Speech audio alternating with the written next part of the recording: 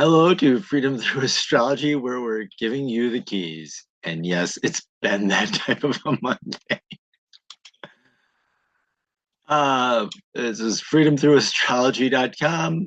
I'm your astrologer, Donald Patak. This is my contact information. Standard YouTube copyright. Okay, trigger warning. Whatever you do, if you see in your Instagram feed a video having somebody do Ozzy Osbourne singing Britney Spears' Baby One More Time, don't watch it, please. Okay, in all seriousness. I'm your astrologer, and these are the keys to the way I do readings. I read differently. I read constellational astrology, sometimes called true sidereal astrology. I read astrology by the visible sky, which is the way the ancients read it. Tropical astrology fixed the signs to seasons back in around 220-ish AD. In reality, not only do the planets move, but the constellations move, which is how we get our different astrological ages and the bad ideas that come with them sometimes. I use the natural size of the constellations because if you actually get into astronomy and you do stargazing, you will see that the constellations are all different sizes.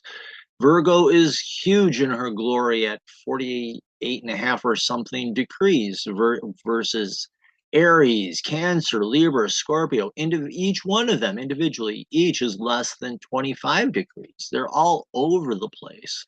So I use the natural size of the constellations.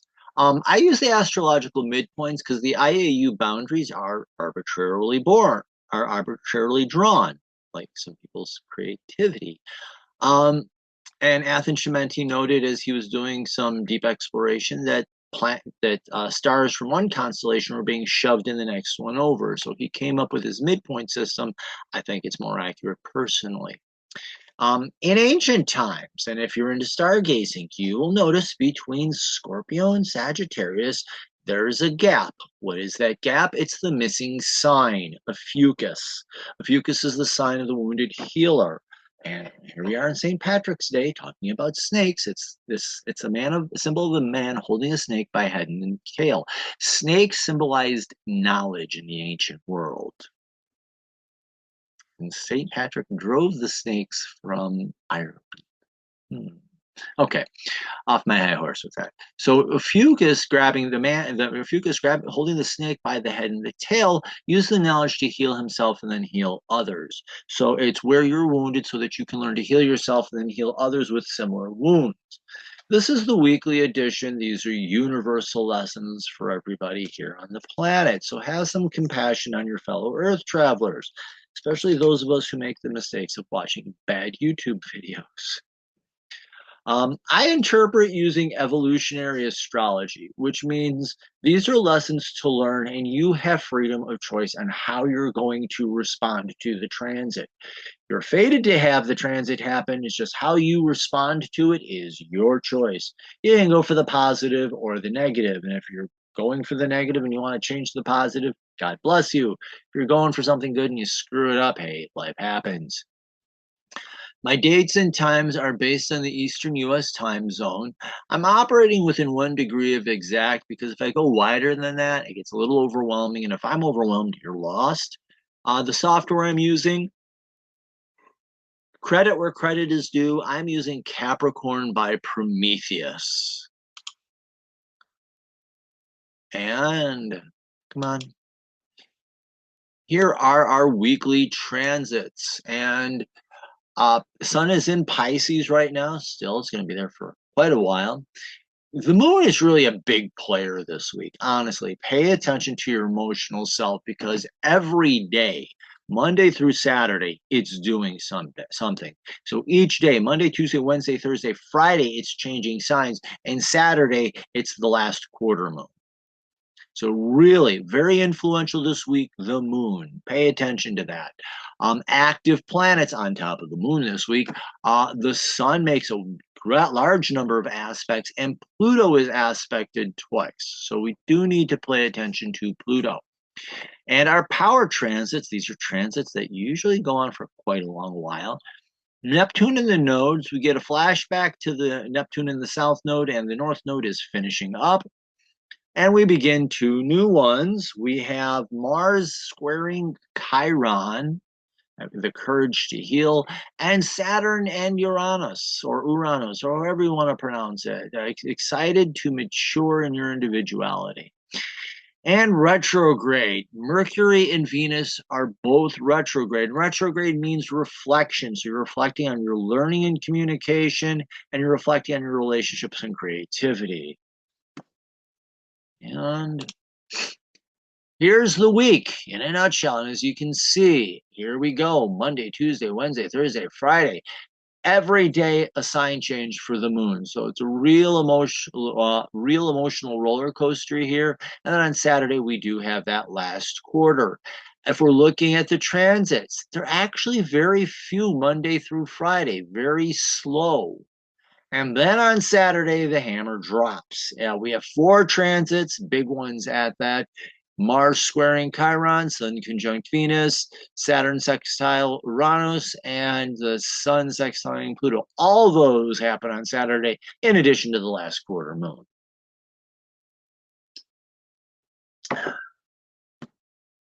So really, it's just busy all week. It's just in its own interesting way. So from last week, we do have the moon in Virgo, where we're learning about self-care and care of the soul and practical ways to do that and be responsible for your emotional self. That's the high side, is learning to be emotionally responsible. And the low side, or the shadow, is being overly critical and worrying about everything and anything. This can lead to bitterness, anger, and perfectionism that can feel crushing. So this is you overwhelming yourself emotionally with unrealistic expectations. From Sunday, we have the Sun conjunct the North Node in Pisces, and this kind of is a bit of a strange one. Not really strange. This is conjunct. I'm thinking of a different transit. I'm sorry. My brain is still traumatized from that video.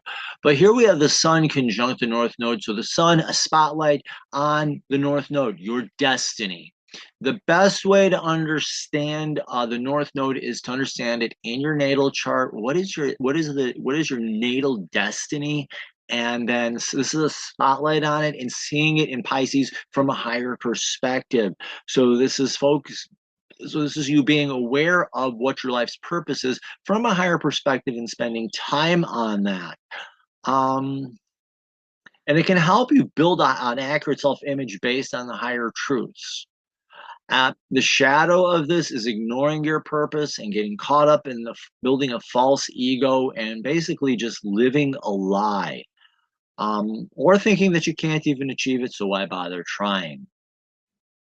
You ain't going to get another chance for this for 18.6 years. So grab the bull by the horn, so to speak, and work on it in a healthy way now. And here we get a revisit to the Sun opposite the South Node in Sun Pisces opposite the South Node. It had finished up last week. We get a brief couple of days here where it revisits. Yeah, I drew that. No, never mind. Doesn't need an explanation. So again, reflecting on how you held yourself back with perfectionism and unrealistic expectations, and being aware of it and being able to perceive that and see it from a higher perspective, and understanding why you did that so that you can let it go and release it. The shadow here, the opposition, is a tug of war, and you just get caught up in this pulling back and forth of unrealistic expectations and then trying to hide and deny it or live it in a fantasy. And in the end, you're just getting caught up in a fantasy and unrealistic expectations, and that you can't go anywhere or do anything with. Tuesday, the Sun is conjunct Neptune in. My computer is doing something.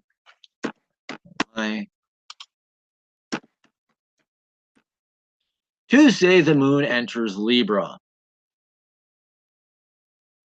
So emotionally, let go of everything trying to make sense, and they don't have to make sense. Things just learn to let things be and balance out today.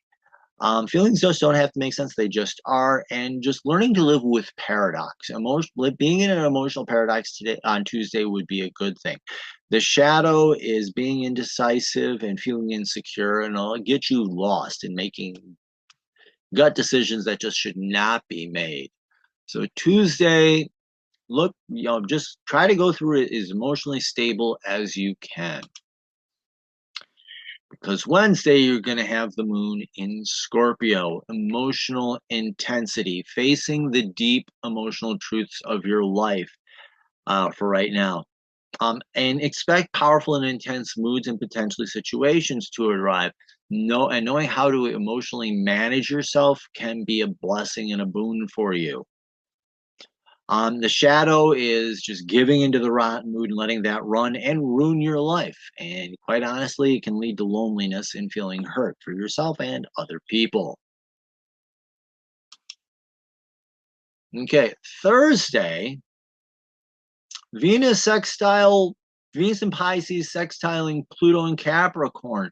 And Venus is in retrograde, so this is a reflection on your relationships and your creativity and being able to see it from a higher perspective. And then that sextile is an excitement. And Pluto in Capricorn, Pluto's about transformation, and Capricorn is doing the work of transformation, taking it from the idea and making it real in this 3D world, so to speak. So reflect on the work that you're doing on your relationships and being able to strengthen them and make them better and improve upon them, and reflect and also on the work done in healing and transforming wounded relationships or your creativity. Healing can be possible if you're willing to look deep and do the deep work. And the shadow of this is Venus can be slick, manipulative, very good at lying, and in Pisces, living a fantasy.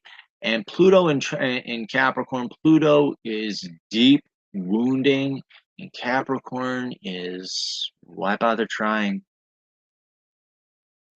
So the sextile here can be, literally living a lie and living in false relationships and lies and the wounds they're created thereof. What do I have? Being manipulated, lazy can lead to deeper wounds and cynical attitude towards yourself and others. Relations can seem empty and superficial, and your creativity can be empty and superficial as well. But yeah, it's really about either you're doing the deep work of transforming relationships, or you're deeply wounding relationships and ruining relationships. And also on Thursday we have the moon entering Ophiuchus. It's like the moon doing something every day. Yes, it is. And here, this is a day of emotional healing, a little emotional TLC. So being open to healing and being open to gaining knowledge that helps you to heal, grabbing that snake by the head of the tail, not just learning it, using it. Using it is very important. So you learning, healing and releasing emotional wounds moves you through the healing process, and work with those that can help you learn how to do it. So whether it's divinely inspired or it's hold on, or you're working with people in this physical realm, however that happens, let it happen, because the shadow here is deep emotional wounding, and you being wounded and you wounding other people. So that's very tragedy, and it can lead to emotional isolation. And once you're done, on Friday, we have the moon entering Sagittarius. And emotionally, you're up for something new and letting go of the status quo and all that boring old stuff that you used to do. So it's releasing older ideas no longer serving you or helping you, and paying attention to opportunities that can help you grab onto fresh ideas that help you move forward in life. So I always said that Sagittarius is the archer. The archer shoots out the arrow. Okay, let's go find it and see where it's landing.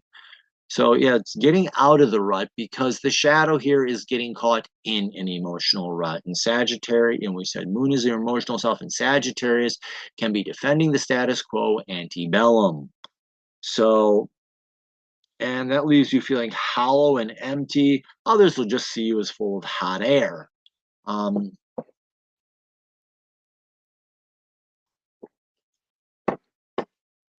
but yeah, Saturday, we have the last quarter moon in Sagittarius. I'm just going to start with this and then run through the other transits. But emotionally, you're up for something new, new inspiration, new ideas, getting up, going out, exploring. And your Sun in Pisces is looking to see yourself from a higher perspective. And what did I have here? An accepted challenge for releasing old in order to make room for the new. Seeing who you really are and understanding yourself from a higher perspective will help you in this work. Squares are challenges that are designed to strengthen you. So if you're working with this properly, it's strengthening you and helping you become a better version of you. Both your core identity, which is the sun, and the moon, your emotional self. Now the shadow here, the square can be crushing. Um, and the moon, we said, is just doing the same thing that you did, the same thing tomorrow, because it's what you did yesterday. It's being caught in a rut and getting bored out of your mind. And the sun in Pisces is falling into illusion and delusion, and somehow thinking that if you just keep doing the same thing over and over again, you're going to get different results, and that just never happens. Feels like I got a sliver in my hand. Sorry.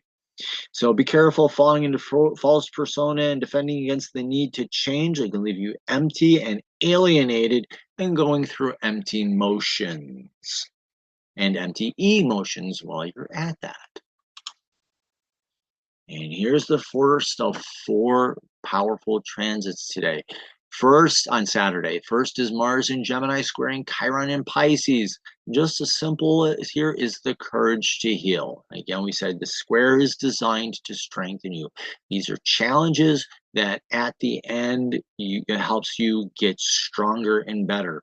I tell this to my students that are athletes. First thing they do, they start with the light weights, and then when you want to build muscle, you got to keep picking up heavier and heavier weights until you can handle them. Once you can handle it, you pick up another heavy weight.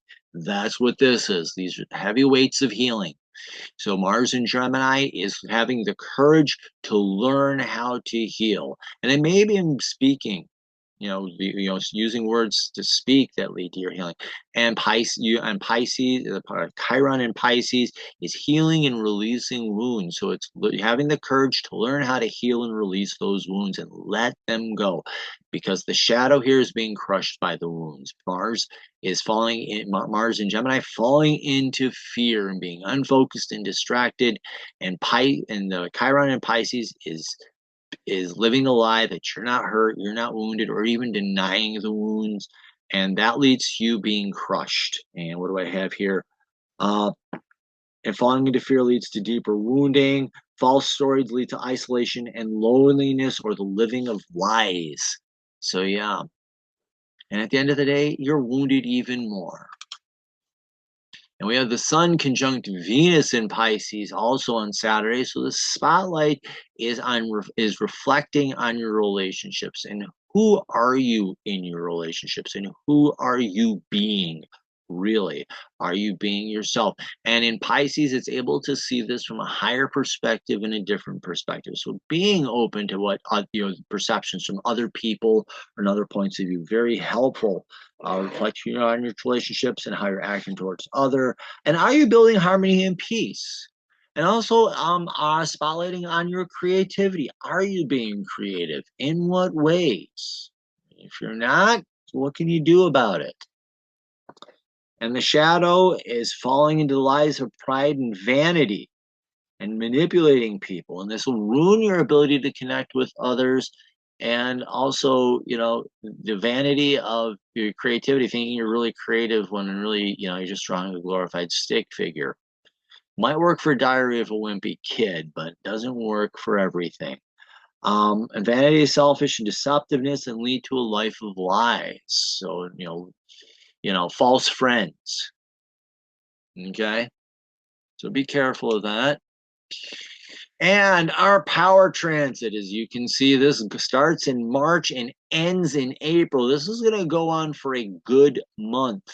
So Saturn in Pisces, spiritual maturity, sextile, excited. And in the excitement, this is finding peace and being your authentic self. So as you're spiritually maturing, you're releasing what you're not, and how that is helping you to find strength and peace in being your authentic self. Yeah. And it's also building integrity and self-respect about being your authentic self too. So that's also very important. And in the shadow here is, it's just being bitter and cynical and falling into lies and self-deception. That's Saturn in Pisces. And Uranus in Taurus,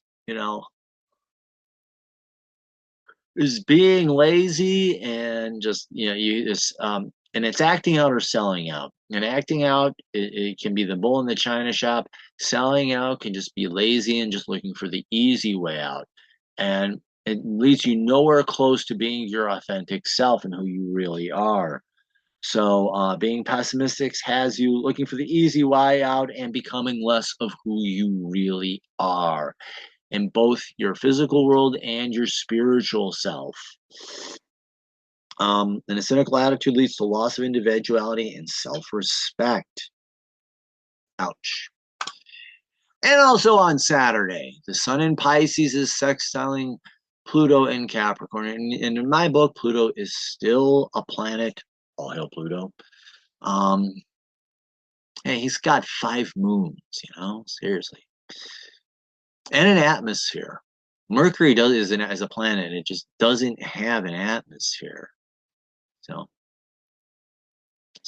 don't go to the restaurants on Mercury. No atmosphere. Yes, you asked for the bad joke.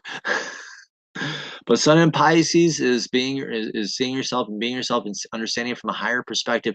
Pluto in Capricorn is doing the work of deep inner transformation and healing the deep wounds.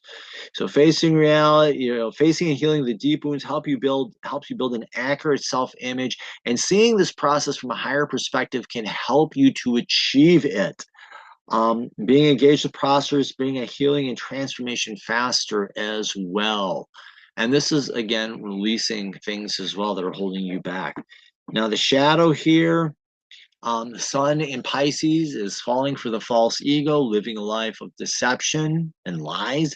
Saturn in Capricorn can just be cynical attitude, and why bother? So this is looking for the easy way out. And Barry Ligo, when he was speaking to the students in one at author presentation, he says, hard is easy, easy is hard. This is you trying to go out for the easy way and find the easy way out of transformation. And in the process, your life just becomes miserable and difficult. Falling for a fantasy and trying to make that real just is not going to work. And it can lead to a deeply cynical and pessimistic attitude. And what do I also have here? Falling into the false ego leads to becoming defensive and deeper wounding and cynical power trips. Self-aggrandizement and selfishness are destructive towards your identity. And so you deeply wounding yourself and destroying your identity in the process. So not a good thing. Then on Sunday, take a breath. Remember to exhale, repeat. We still have those 4 big transits from Saturday. The bright side is the last quarter of the moon will be over. So follow me on social media, Facebook, Instagram, YouTube. Those guys are making billions of dollars off your data. Digital Soul Space is run by Mighty Networks and does a lot to protect your data and your privacy. And it's a troll-free zone. There are 4 moderators now. They added a 4th because it's getting busier. And it's not just astrology. There's crystals, tarot, oracle cards. You name it, you'll find it on there. It's a great place, very user-friendly. Ask a question, and people will be willing to share what they know. So it's an incredible place. Readings and packages. I forgot to pull up the Google thing, but if you go to my website, freedomthroughastrology.org, you'll get a pop-up. Subscribe for my newsletter. You get the weekly updates first and any sort of discounts that I'm giving or special promos and any sort of appearances. You get first information and leads on. So do subscribe to the newsletter. The keys to living a successful life: number one, understanding your birth chart. It's who you came here to become. And secondly, understanding your karmic chart. Those are the wounds you came here to heal. And those two together, very powerful. Second set of keys I offer are the horoscopes, whether it's monthly, quarterly, or yearly. Understanding the transits, what they are, and how they personally apply to you can help you grow and heal faster, and deal with the karma that you came here to work with. And I do offer packages which have a 10% discount built in, and those are different readings bundled together. Hold on a second.